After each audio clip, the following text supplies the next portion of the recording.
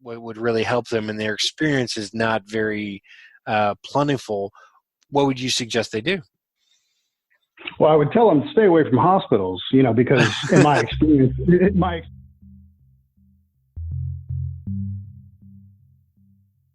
The Career Challenges Podcast, a collection of stories about overcoming professional hurdles and learning lessons the hard way. Thank you for joining me. I'm your host, Kyle Werkerly, certified ghostwriter.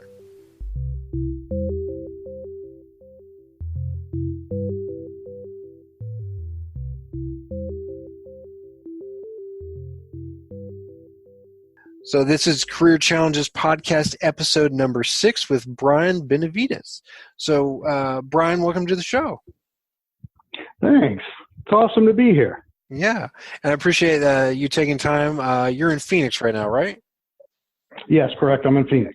Yeah, and you had started here in San Antonio, Texas, but then you ended up in Phoenix. Yeah, that's right. I was originally based in San Antonio, and then I have since expanded my practice to the Phoenix area. And I am currently in the Northwest Valley. Northwest Valley, yeah. Very nice out there. I've visited a few times. My brother lives out there as well. So the Northwest Valley. Yeah, with the exception of temperatures like today, when it's 102 degrees. Well, at least it gets to be a little oppressive sometimes. Yeah, well, at least you have the dry heat. Here in San Antonio, we have the humidity. Like today was 90% humidity. And even at only 80 degrees, that's still just unbearable outside. It's ridiculous. Yeah, that's right. Yeah. I mean, each area, I guess, has their good thing and bad thing, right? Mm-hmm. We have oppressive weather in South Texas too. Yeah. So you said you moved out to Phoenix for your business and that it's expanded. What do you do exactly? What is your official title? Well, I do general business and healthcare consulting. So, really it's on the operations side and the non-clinical side. Mm-hmm. So I would come into an organization at any stage, whether it's startup, been operating for 50 years, it's really no different. And I would help them, to improve their operations. I may do a corporate culture transformation project with them. The vast majority of them are really operations based. Mm-hmm. They've struggled in the current markets and, it's just not the old days. Where they can make a lot of money and their inefficiencies that cost them a lot of money don't really seem to matter anymore. But nowadays, they just can't get away with doing that anymore. They really have to have business-minded people and experienced business people running their organizations to really get longevity and then, have some semblance of, financial freedom out of it. Mm-hmm. And so when you talk about businesses struggling, you mentioned inefficiencies. Is that a major source of struggles for businesses? Well, it is. I find it typically comes down to people. A lot of what I do is based on people. It's based on behaviors and more specifically the motivators for these dominant behavioral types. Because a lot of people will say what they want to say because they think it sounds good. But ultimately, they will only behave the way that they are wired to behave. So I have found that is the constant, in these top 4 behavioral traits that really drive people. And then, the secondary thing there is really their motivators for doing these things, whether it's good behavior, bad behavior, what have you. The motivation behind that is what's been the most interesting thing, because there again, I have found multiple consistencies, and I've been able to structure my consulting around that, and I've been able to get, results a lot faster because of things like that. Mm-hmm. And so you mentioned four behaviors. Did I hear that right? Yeah, there's 4 dominant behavioral types. It's been documented from, way back to, Greeks used to talk about it. Mm-hmm. So anybody can Google these 4 dominant personality traits. The differences really come from people understanding what their behavioral trait is as a dominant trait, and then secondarily, do they have variations of these things? Are they a very assertive person? Are they an A-type personality? But they're also have a very relator type personality. Or they have a multitude of all traits involved, but they still will only have one major behavioral trait. Mm-hmm. So I'm going to play devil's advocate a little bit here. What do you say to those people who don't believe in that that mindset that there's those behavioral traits? How do you approach that kind of person? Well, I don't know. I guess we'd have to sit down and have a conversation, for me to be able to determine maybe it's a fault of, or maybe that's just a motivator for them, for some facet. Maybe it's a clever marketing tool for them to be combative and, to argue with people in regards to, their certain beliefs. Mm-hmm. So, I really don't even know how to answer that. It's kind of a difficult one. Well, let me preface it this way then. My sister, when I was growing up, she read a book about 4 personality traits, and I think they had categorized them as a D, an I, an S, and a C, and I can't remember what those stood for, but she had, of course, asked me some questions from a questionnaire, and I answered them, and she said, well, you're an I-type personality.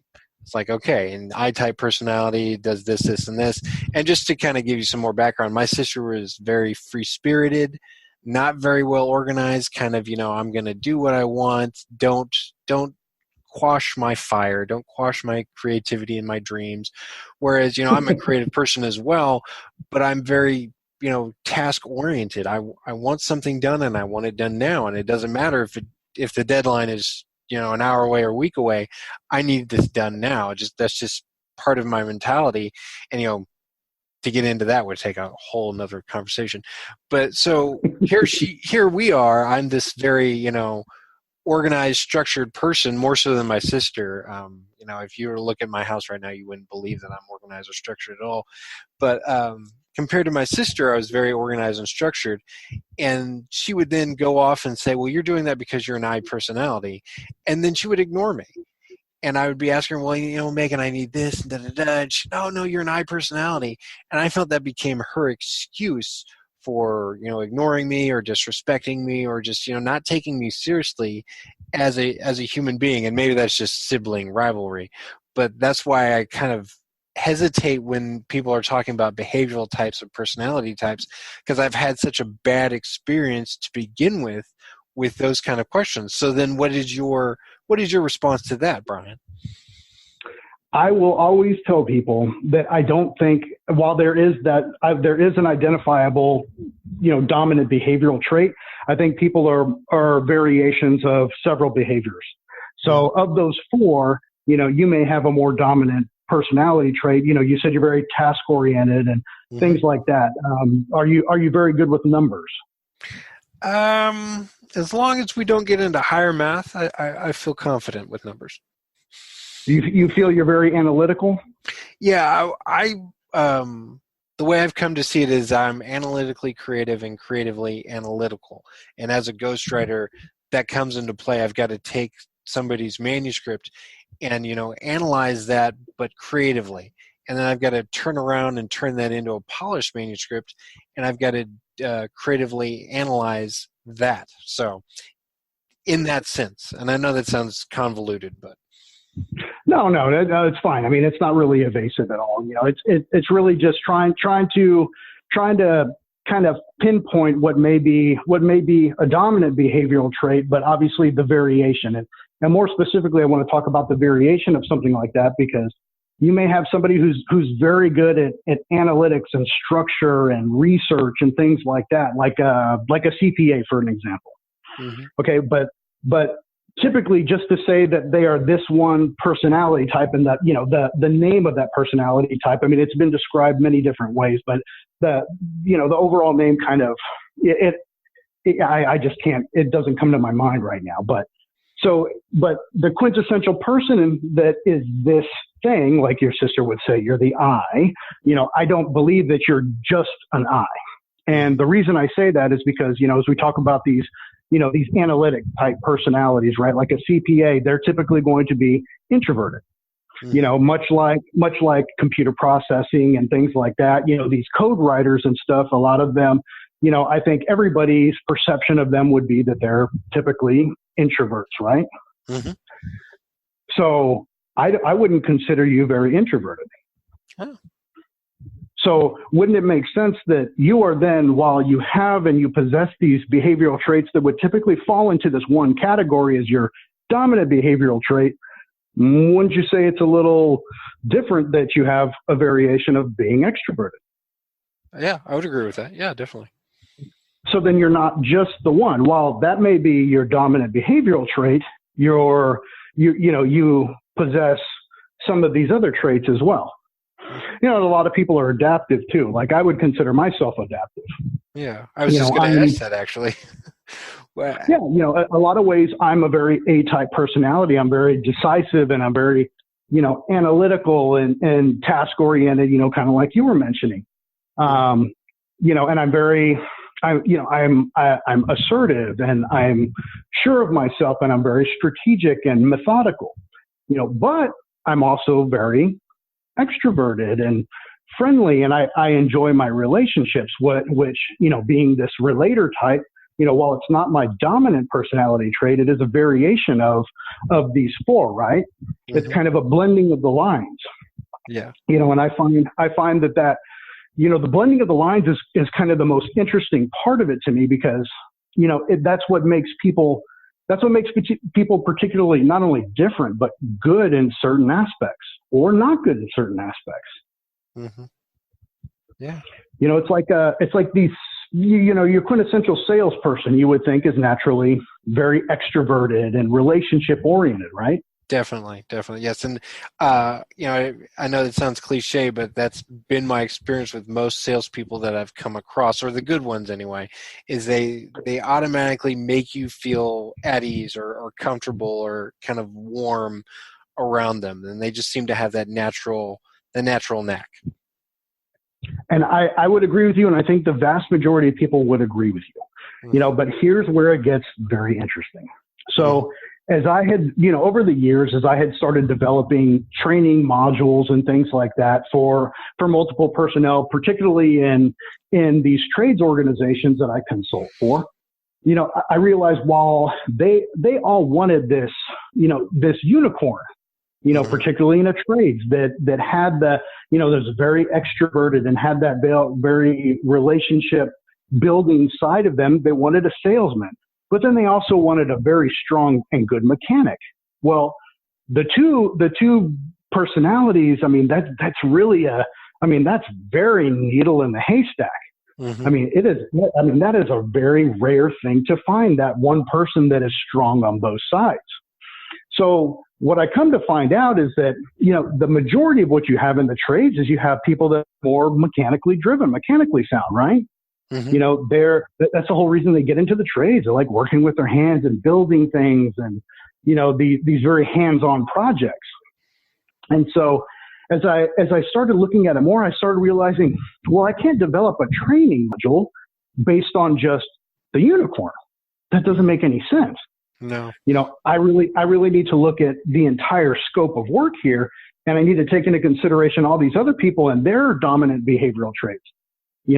So as I started evolving this thing, I really started looking and I started off classes with talking about these four behavioral types and, having the guys go through the room and identify what they thought their behavioral traits were, and then let them, cross-examine each other so that they had, a better outside resource for identifying, their behavioral traits and, the other ones that they may possess.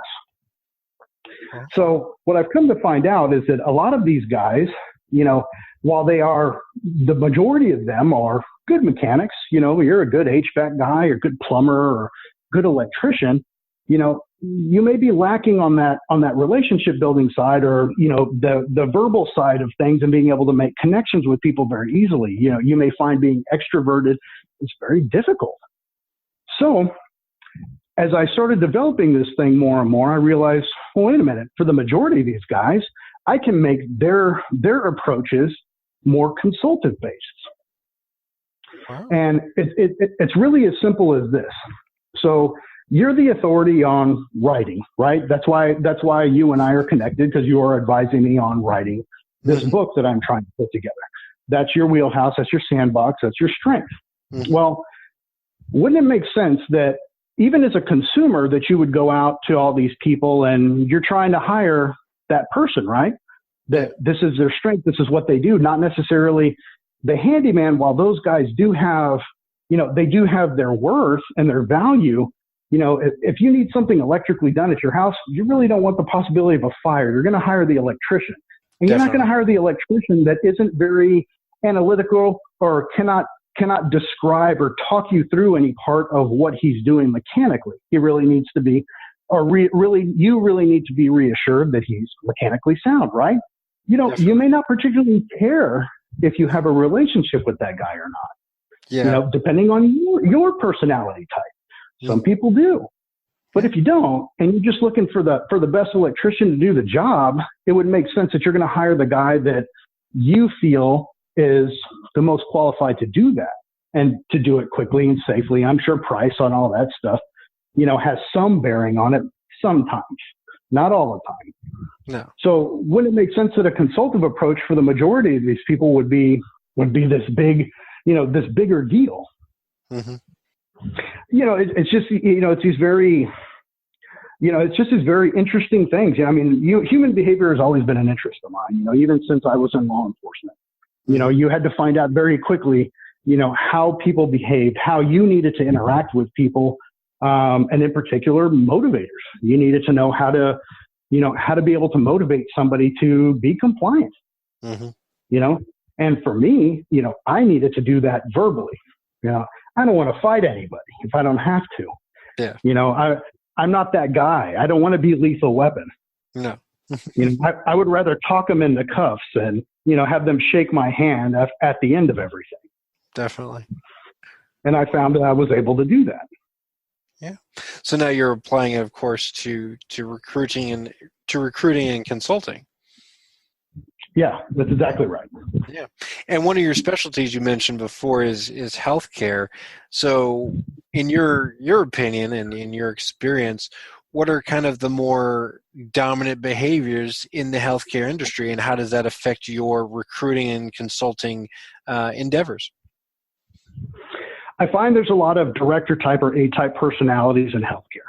And there generally are when you get to management and executive level of businesses, because a lot of these guys are directors. They need to be decision makers and strategic thinkers and all these different things. And I love those guys simply because they are very decisive. Really, when I'm having discussions with these people, they make decisions all day long. All they're looking for is the information to make an informed decision. So for me, it's very simple because it's very efficient, that as long as I present them the information they need to make that informed decision, they're going to make a decision one way or the other. Mm-hmm. It may be a yes, it may be a no, but I'm going to get a decision right then. And, I find that dealing with those people, while they are the majority in healthcare, and I mean, even in general business ownership, I just like it because it's efficient. Mm-hmm. When people are approaching, healthcare, say they want to get a job in the healthcare field, and so they know they're going to have to deal with kind of these director personalities, those who always have to make the decisions. What would be your advice? If somebody just doesn't like, that kind of personality. Well, I would tell them to do as much research as they possibly could, depending on who they wind up interviewing with. Because if they're interviewing with the people that are at the shareholder and owner and executive and management, if they're in those type of positions, then a lot of them may have a dominant personality trait of a director or a very A-type personality. So, I would do research not only on the organization, but also on that person individually. Typically in healthcare, a lot of their websites possess bios. Mm-hmm. I realize it's a good thing to have, for people to have more information than less information. But it seems to be more so in healthcare than it is in these other lines of business that I'm involved in. So I would do my research there because I would want to know somebody's background, because it's going to be a good indicator as to what type of person they may be. They may have they may have excelled and gotten through college and things like this very quickly and just been very progressive in their life. That should be a clear indicator that they really don't have any problem making decisions. They don't have any problem being able to execute strategic plans or plans, period. And people should be cognizant of that, because if they are that type of person and they really just don't have a lot of time, they're just very busy. They really just want the basics. They want to get the information that they need, again, to make that informed decision, which in this case is hire you or not hire you. Yeah. So you want to be able to identify that, and then, also kind of tailor your discussion to being very efficient if you think that that's what it warrants. Definitely. You may get other indicators, from reading bios and things like that and doing your research online, or just being able to look around an office and identify certain things that somebody may have in their office. Mm-hmm. Because obviously everybody, this may be an arguable thing, but I think people hire people they like. Definitely. I would agree with and, that. Yeah. And I think that that's really across the board. Mm-hmm. And so being able to make some semblance of a connection, for a mutual interest, to me, I think that's an important thing. Mm-hmm. So, while the research and all this stuff is very important because you need to know what type of person you're talking to, just being able to make that simple connection, that may be the deciding factor in everything. Yeah. Because they may not need you to be this big, decisive or strategic thinker or anything like that, or this very definitively, effective and efficient person. They just need you to be able to do certain job. Mm-hmm. So it may just come down to, hey, I saw you have a Manchester United badge hanging on the wall. You like Manchester United? Yeah, I do too. Mm-hmm. I watch them play here and there, and I'm going to England to watch a game. It could be a simple conversation like that is the deciding factor on whether you're recruited and hired or not. Well, I guess a little side tangent here. You mentioned that in the healthcare industry, there are a lot more bios readily available, for the professionals who work there. Do you feel that's because, just because of the nature of healthcare, people are, you're trusting your health, your life to this person. So in a way, you kind of need to know them already before you actually get to meet them. So would you agree with that? Yes, wholeheartedly. Because when it comes mainly from a provider perspective, so your physicians, your mid-level providers, the people that are actually clinically treating you for things, yes, their pedigree is going to make a difference, right? You would love to have the guy that's been practicing for 20 years that graduated from Yale, top of their class, and has all these accolades and letters and stuff behind their name, rather than the nurse practitioner that just got out last month and you're really not sure, and what their specialty is. They're just kind of generalized and this is their first job. Mm-hmm. You may not have too much confidence in that guy treating you, particularly if you're a complicated patient. Definitely. So I would certainly agree that pedigree, pedigree does, it does matter, in some of these industries. Mm-hmm. Definitely. Where I do not think pedigree matters, and I think experience will trump all pedigree, is when it comes to operations and management. I think experience in being able to do things is, and knowing how to do things is probably more accurate. I think experience trumps pedigree in a lot of these instances, because there's, take the CEO of a major medical group. Mm-hmm. He may never have had to build a revenue cycle, or, he may never have had to build these cohesive teams, or, tear down a practice and rebuild it, re-engineer it from the ground up for efficiencies to, maximize revenues and get longevity and, really build this platform for growth. He may have always been a big group, so he's had infrastructure. So if that guy's director or VP of revenue cycle gets hit by a bus, he has no idea how to fix that. He just hopes that HR can hire somebody quick enough. Wow. So to me, and that guy typically, has a master's in healthcare administration, from, a well-recognized university and things like that. So hospitals are notorious for hiring pedigree over experience. which is fine because, they have deep enough pockets and, they have plenty of infrastructure that can help support things like that, to give them the focus on overarching operations or strategy at the CEO level. But I would always argue that experience is stronger than pedigree. Yeah, I would agree with that as well. Just, from my personal experience, I've worked with people who have gone to, top level universities. Well, let me put it this way. I got my degree from a Division III school here in Texas, which only had like 1,200 students. So a very small school, by no means like upper crust, or anything. And so I've worked with people from universities, like UT, people who've gone to Rice. I did work with a girl who had gotten her postdoc from Duke. And, they're all very capable. It's just the people who went to schools like that I hadn't even heard of, and I went to a school that nobody had heard of. I actually found those people were more competent in my opinion. I don't have the experience in recruiting and consulting like you do, but I got along better with those people than I did somebody who had gone to Duke. And so I agree. Experience is so much more important than those with the pedigree. So then how do you, if somebody's coming to you, Brian, to help them find a job in the healthcare industry, but their pedigree may not be what would really help them and their experience is not very plentiful, what would you suggest they do?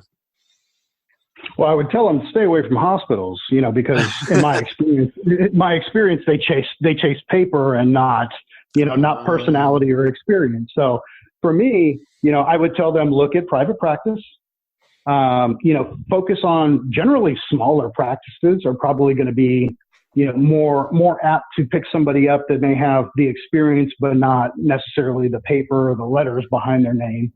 So, I mean, that would be my advice. Mm-hmm. And is it easier to find positions in private practices? Yeah, I think so. Okay. I think the folly really comes from these shareholders or owners or physicians that they know what they think they want, but they're not really sure what they're looking for.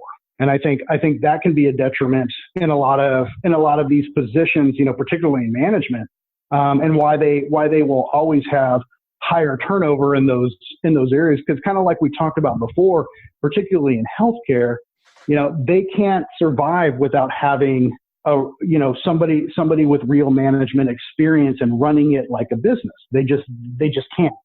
We're living in a day and age where physicians are going out of business, and it's just silly. It's an atrocity. But a lot of it is because of these misunderstandings of what type of person needs to be there. Traditionally, a lot of these physicians that had grown a practice would take a medical assistant or, an RN or, somebody that they work with, in the clinic or the back office, and they would take those guys and, they would promote them into a supervisory position, which, a lot of them would wind up failing at because they're clinical based and they don't have any real business experience, not to say that they didn't have an understanding of it. But if they went to go negotiate, a directorship contract with the CEO of a hospital, they'll get torn apart because that's not anything they've ever A, had exposure to, but B, they've never really been coached or taught how to do these things. That's where, I wind up doing a lot of mentorship for people because they're thrown into things and, the shareholders just hope that they figure it out, just like they always did in the back office where they had a lot more clinical training in school and things like that. You can't go get a degree where they're teaching you how to negotiate a contract. Yeah. I've never seen a bachelor of contract negotiations. Now that would be a degree I probably should have gotten to begin with, is contract negotiation.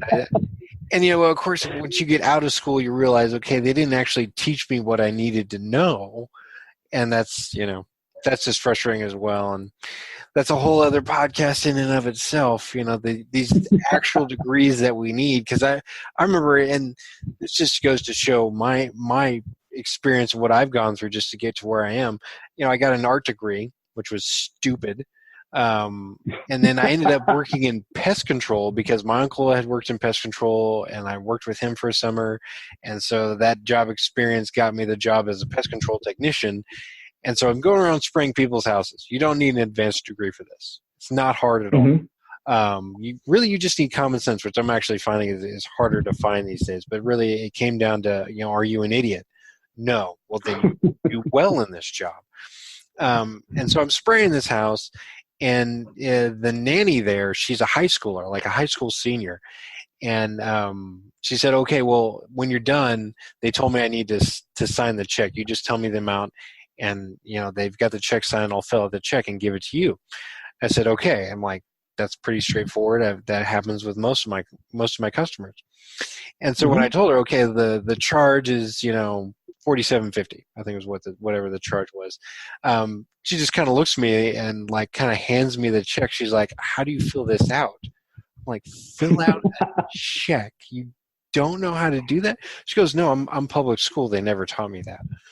And so even though I was private school for most of my primary career, and I did go to private school for college, my parents taught me how to write checks. It's just nobody had sat down with her and said, whenever you do need to write a check, here's what you need to write. There's no degree for that common sense stuff. And maybe we need to start putting that out there. Well, it's funny, it's a funny story because you're exactly right. I mean, people don't get a lot of the life skills they need to be able to function adequately in doing whatever they are, going to do. Physicians are notorious for that. And I will tell you why. Years ago, I started developing a curriculum because I saw the huge deficit in the understanding of operations or the business side of things in physicians.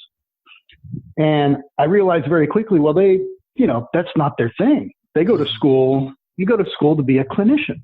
They go to school to take care of people and treat, diseases and all these different things good at. But they're typically very bad at the business side of things. In fact, I have found, there's only very few, which are anomalies to me, of physicians who are just very business oriented. So I started putting together this curriculum. And I just recently actually had a discussion with my alma mater, Wayland Baptist University, about developing this curriculum and being able to invite physicians to a college that, or a location that I would travel to be able to teach some of this curriculum. Particularly for physicians who are graduating or doing their clinicals and things like that, because those guys are fixing to be out in the working world. And this is how silly it is. They graduate and they can treat people, right? They can save lives, but they have no idea how to save a business. Yeah. So, a physician that's coming out of school, while, they have no problem being able to treat these illnesses and things, they have no idea what operations, what typical benchmarks and KPIs and things are in healthcare. So they don't even know what they should be shooting for. Wow. So a lot of those guys wind up running a practice into a ground within a year, and then they go to work for a larger group or a hospital or something like that because they just don't think that they can make it. And it's not that they couldn't, it's just that they just don't know what they don't know. Yeah. And I find that that's probably a huge constant in the vast majority of consulting that I do is people either don't know what they don't know, or they would rather try at something that they don't know. Yeah. And that typically doesn't work out good. And if it works out, it's just luck. Yeah. So I always tell people, you need to know what you don't know. And if you're not going to know and you're just not that type of guy, you need to be able to hire the guy or the gal that does know that. And that is their wheelhouse, much like you and I being connected. Mm-hmm. I'm not just going to start writing a book without, having some dialogue with somebody who has a semblance of understanding and, be able to give me some kind of protocol for being able to do that. It just wouldn't make sense. Hence your and I's acquaintance. True. And I'm glad we connected. Because I love writing books and I love helping people write books. So But back to the curriculum you mentioned, how long have you been teaching that? How long have you been doing that? So putting it into practice, I've been doing it for, over 10 years. Wow. Teaching it in an official capacity at a university has not been done yet. We're still in talks about doing it and trying to figure out how exactly we're going to roll that out. So I'm supposed to meet with, I forget the guy's name, but he runs the 2 campuses here in Arizona. He is over the one here in Phoenix and the one in Tucson.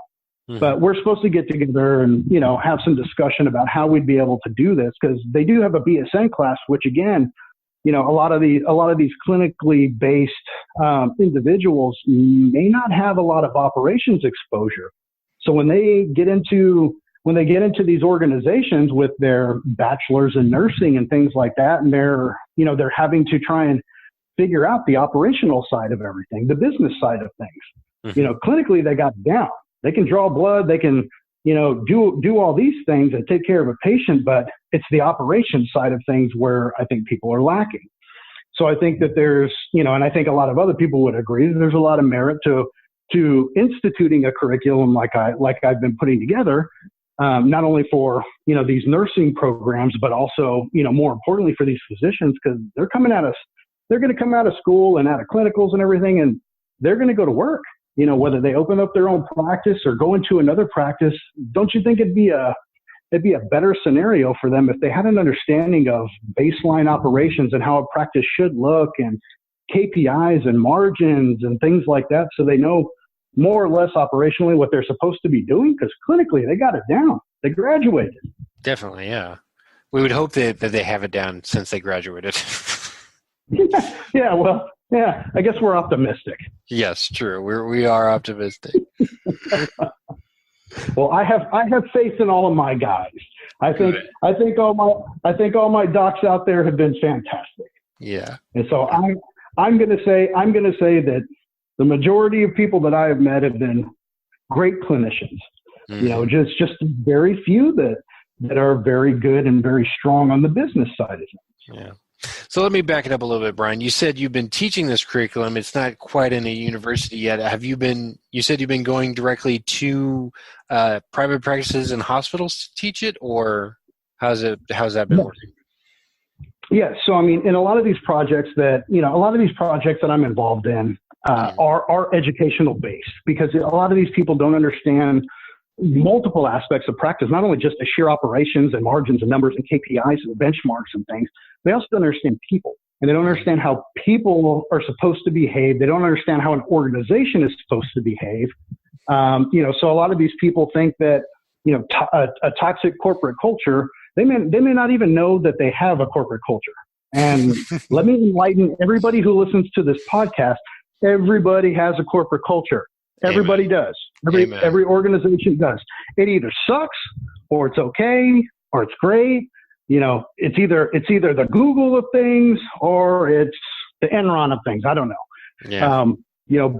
But it's either good or it's bad. But everybody's got one. Definitely. A lot of these people don't understand, how that affects the organization. Which again ties, right into the operations of everything, because a very toxic corporate culture, you start suffering from high turnover, absenteeism, all these different things that obviously are going to negatively impact the business, right? Mm-hmm. So, the flip side of that coin is if you have a good, positive corporate culture where, you're fostering this collaborative environment and you're building cohesive teams and things, wouldn't it make sense that would naturally make things more efficient? Yes, definitely. Here's where that gets really cool, particularly in healthcare. Mm-hmm. So if you're building, and you're really transitioning this corporate culture, whatever it is, typically they're not very great, mm-hmm. But you're transitioning into, that aforementioned thing that I was just talking about, this very collaborative environment, and, where people are able to be empowered and, participate in decision making and all these other different things. Not only does it make things a lot more efficient, but that positivity flows directly through to the patient. Mm-hmm.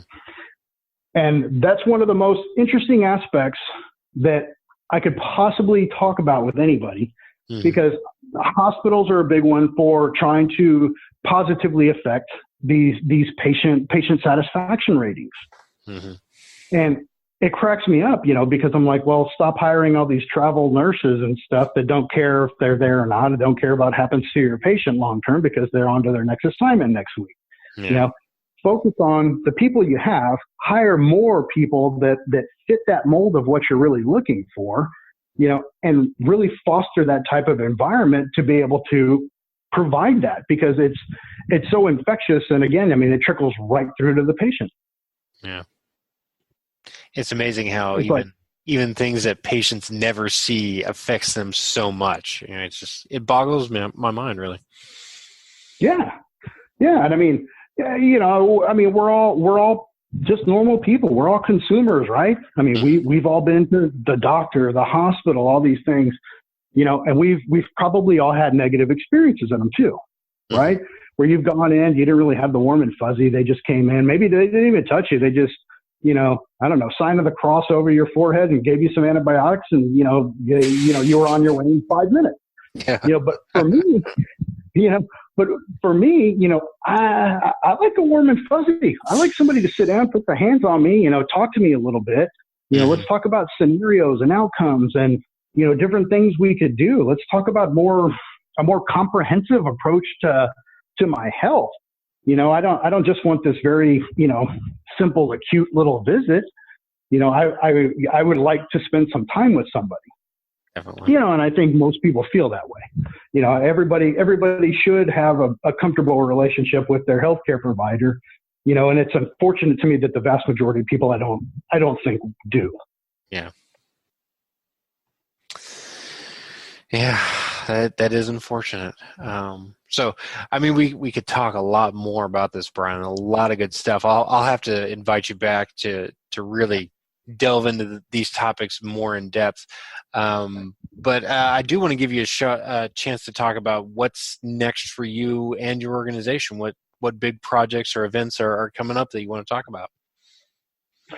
Right now, I'm just working on, further establishing in Phoenix area. So, I have a doctor of physical therapy that is a startup company. She's finally at the point she wants to start up her practice. So I'm helping her with that.